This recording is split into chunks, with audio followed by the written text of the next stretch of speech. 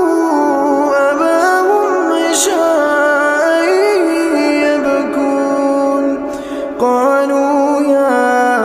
أبانا إنا ذهبنا نستبق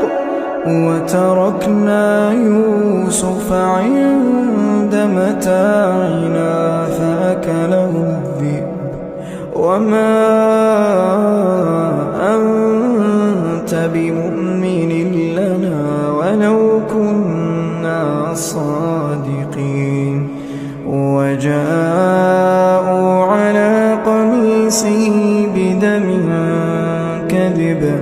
قال بل سولت لكم أنفسكم أمرا فصبر جميل